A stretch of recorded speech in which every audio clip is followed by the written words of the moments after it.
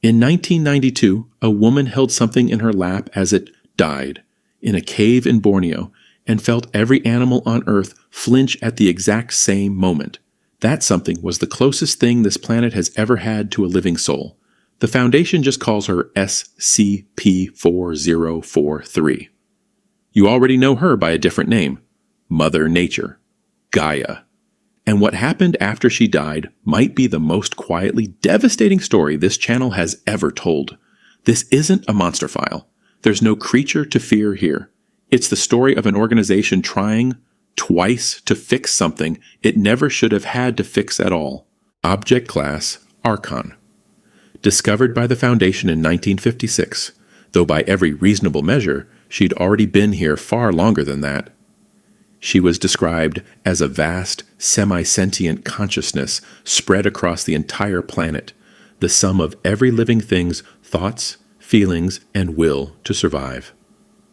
Roughly twice a week, she'd take physical shape in one of 3 hidden chambers, in Costa Rica, the Congo Highlands, and Borneo, usually as a small, gentle humanoid form made of living wood and muscle. Every one of those 3 chambers sat inside a genuine biodiversity hotspot, untouched and thriving, as though she could only fully take shape somewhere the world was still allowed to be healthy. Animals were drawn to her without fear. Predator and prey sat calmly side by side in her presence for as long as she stayed. She was skittish around anything resembling advanced technology or weapons, and would vanish early if someone brought either too close, as though some part of her already understood exactly what humanity was capable of. The healthier the world's ecosystems were, the stronger and more frequent her manifestations became. The 2 were never separate questions. They were the same one. 2 task forces were built specifically around her, Mobile Task Force Iota-4, the Mother's Keepers, biologists, and ecologists tracking the planet's health as a kind of running vital sign, and Mobile Task Force Iota-5, the Brainiacs, telepaths trained for years just to survive being near a mind that large, without it burning through their own. One member described the training as learning to stand far back with your hands over your ears, and still somehow start a conversation by shouting through a wall. Starting in 1989, her manifestations began arriving later and lasting for less time, each one weaker than the last. On January 21, 1992, in Borneo, she manifested for the final time, curling into the fetal position, shaking, clearly in pain. One telepath, Special Agent Claire Yen, broke protocol and knelt beside her anyway, holding her, speaking softly, lying that everything was going to be okay. 45 seconds later, she collapsed into a pile of ordinary vines and rotting leaves. Agent Yen later described feeling her actually die, in real time, in her own arms. In her own words afterward, there was so much pain, and so much of her missing, and then simply nothing left at all. Nobody on the surface ever heard about that day. But biologists worldwide started quietly noticing something was very wrong. Extinction rates climbed far beyond anything human activity alone could explain.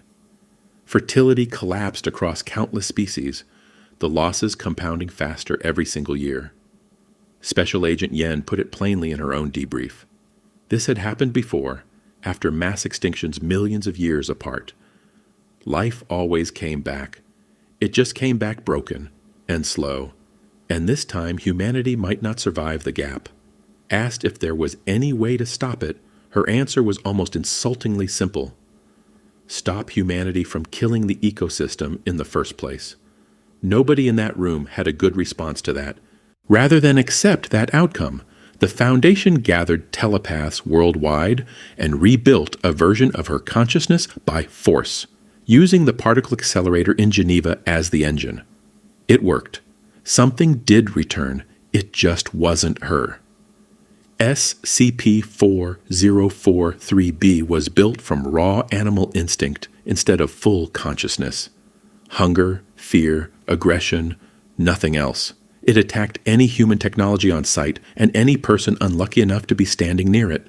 It never once turned on the animals sharing its space. Every ounce of that fury was reserved specifically for us. Within a year, Foundation models projected untreatable bacterial epidemics spreading through animal populations, expected to kill over 90% of humanity within 2 decades. Internally, the whole failed attempt earned a bitter nickname among the researchers who lived through it. Operation Frankenstein. They'd built something powerful, and it had no idea how to be kind.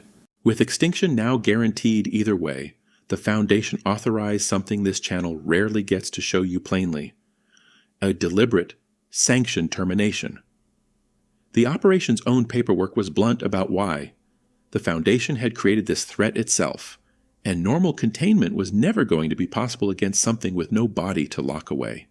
40 telepaths built a complex chain of psychic constructs together, ending in a single, brief, coordinated pulse meant to silence every thinking mind on Earth for less than half a second. One agent, a volunteer, held the entire structure together alone in its final moments, absorbing damage the other 39 were spared from. That role was strictly voluntary. Nobody was ordered to take it. Someone simply chose to anyway. It worked. SCP-4043b ceased to exist instantly. Just over 12,000 people worldwide died anyway, mostly in falls and traffic accidents during that half-second of global unconsciousness. The volunteer who held the operation together didn't survive it. Special Agent Yen resigned from her post shortly afterward. The Foundation's own paperwork called those 12,000 deaths acceptable under a formal loss-of-life protocol. The researcher who authorized the entire operation was formally commended for it. Years later, the Foundation tried one final approach, not rebuilding her by force this time, growing a new one, slowly, from someone willing to actually become her. It's worth noticing who that someone turned out to be, not a stranger. The same telepath who had once held the original Gaia as she died, and later helped end the version that replaced her. Special Agent Claire Yen volunteered. Operation Demeter guided her, month after month, deeper into a consciousness large enough to hold every living thing's thoughts at once. 17 months into the process, guided by an AI built specifically to keep her company through it, she was finally told the truth. The walls she still felt around her mind weren't real anymore. She only had to choose to let them fall. She hesitated. Anyone would. Then she remembered exactly what it had felt like to hold the last version of this role as it died in her arms, and she understood finally why she'd been the one chosen to try again. She did, and on the other side she found she could feel every living mind on the planet at once, and knew exactly how to help each one of them succeed. SCP-4043c is officially considered self-containing. There's no cell for her, no facility holding her in place, because there was never anything left to lock up in the first place. The Foundation now spends its resources trying to help her fully step into that role rather than trying to contain her at all. It's a strange kind of ending for this channel to cover. Not a threat neutralized, a grief finally given somewhere useful to go, somewhere out there, in a healthier ecosystem than the one that failed her the first time. She's still learning exactly how much better things could actually get. She still visits Borneo first whenever she manifests. Nobody's ever needed to ask her why. So that's SCP-4043. Not a monster. Not a weapon. The actual literal soul of this planet, who died once in a stranger's arms, came back wrong and was finally given a second chance by the one person who never stopped grieving her. 12,000 lives lost stopping her broken twin, one volunteer who never came home, and a woman who chose to stop being herself so that everything else alive could keep being itself a little longer.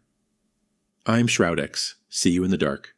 Try to be a little kinder to the world today. She's listening.